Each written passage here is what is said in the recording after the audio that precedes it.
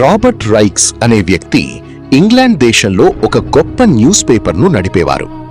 ఒకరోజు ఆయన ఒక చోటుకు వెళ్ళగా అక్కడ చాలా మంది పిల్లలు చిరిగిన బట్టలతో ఆడుకుంటూ కొట్టుకుంటూ చాలా అల్లరి చేస్తూ ఉండటం చూస్తారు.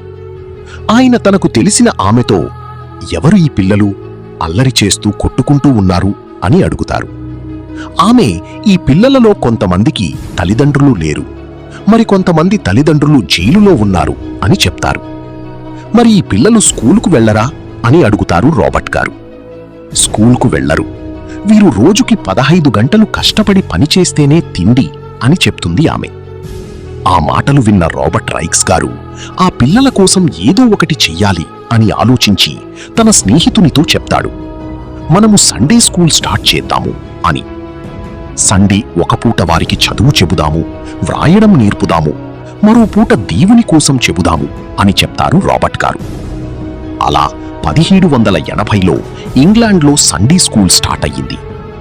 సండే స్కూల్ మొదటిసారి పెట్టినప్పుడు కొంతమంది పిల్లలు మాత్రమే వస్తారు. రాబర్ట్ గారు ఒక పాపను పిలిచి మిగిలిన పిల్లలు ఎక్కడా అని అడుగుతారు. అందుకు ఆ పాప, వారికి చిరిగిన బట్టలు మాత్రమే ఉన్నాయి, అందుకే రాలేదు అని చెప్తుంది. విషయం అర్థం చేసుకున్న రాబర్ట్ గారు ఆ పాపతో, ముఖం కడుక్కొని ఆ చిరిగిన బట్టలతో సండే స్కూల్కి రావచ్చు అని చెప్పు అని పంపుతారు. వారి కోసం రాబర్ట్ గారు నోట్బుక్స్, పిల్లల బుక్స్, సండే స్కూల్ బుక్స్ అన్నీ ప్రింట్ చేయిస్తారు. అలా ఇంగ్లాండ్లో 4000 సండే స్కూల్ స్టార్ట్ అవుతాయి.